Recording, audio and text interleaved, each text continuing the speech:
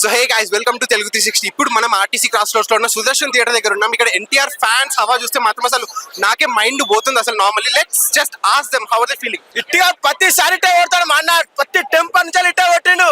ఇంకేమని అడుగుతారా? అంటే ఇప్పుడు జనరల్లీ రాజమౌళితో సినిమా తీసిన తర్వాత ఫ్లాప్ అని ఒక టాక్ ఉంది కదా, నెక్స్ట్ ఫిల్మ్. అసలు తాటే పెట్టుకోవద్దు, ఫ్లాప్ అని తాటే పెట్టుకోవద్దు, బ్లాక్ బస్టర్ మించే పెట్టుకోవాలి.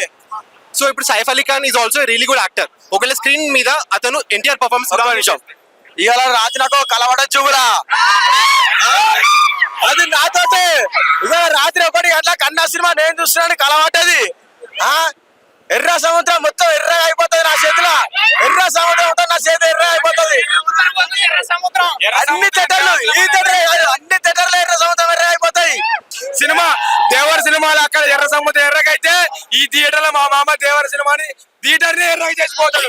చెప్తుంది కదా, వర వచ్చిన తర్వాత వర చనిపోతాడు, దేవర వచ్చిన తర్వాత కూడా జైల్లో కూర్చొని చూసినట్టే జై రావణ చూసినట్టు మేము మా దేవుడిని చూస్తామన్నా. ఒకసారి ఆ కటౌట్కి వెళ్ళి పెట్టుకోరన్న మీరు. ఆ కటౌట్ కొన్ని వేల ప్రాణాలు ఎదురు చూస్తున్నాయి నీ కోసం. ఫీల్ అవుతారు. నేను పవన్ కళ్యాణ్ ఫ్యాను, కాకపోతే ఎన్టీఆర్ విషయం చెప్దామని వచ్చిన. All the best for Devara team. Black అనుకొని వచ్చారు. 1600 మీరు పవన్ కళ్యాణ్ ఫ్యాన్, బట్ ఎన్టీఆర్ సినిమాకి మీరు బ్లాక్ లో పట్టుకొని వచ్చారు. 1AM షోలు చాలా డేస్ అయితే లేక, 1AM ఇయర్స్ అయితే 1AM షోలు లేక, అందుకని అప్పుడే త్రిగారికి వెళ్ళిన భ్రమరాంబరం మళ్ళీ ఈ రోజు వచ్చిన.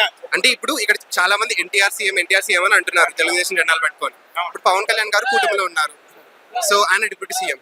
మరి ఈ రాజకీయ పరిణామాలు ఫ్యూచర్ లో ఎలా ఉంటాయి అనుకుంటున్నా? ఎవరి అభిమానం వాళ్ళది, ఎవరు హార్ట్ఫుల్. ఇప్పుడు నేను కాంగ్రెస్ పార్టీ తెలంగాణలో. ఇప్పుడు అక్కడ మాకు పవన్ కళ్యాణ్ అంటే ఇష్టం. ఫ్యాన్ బేస్ వేరే, పొలిటికల్ వేరే.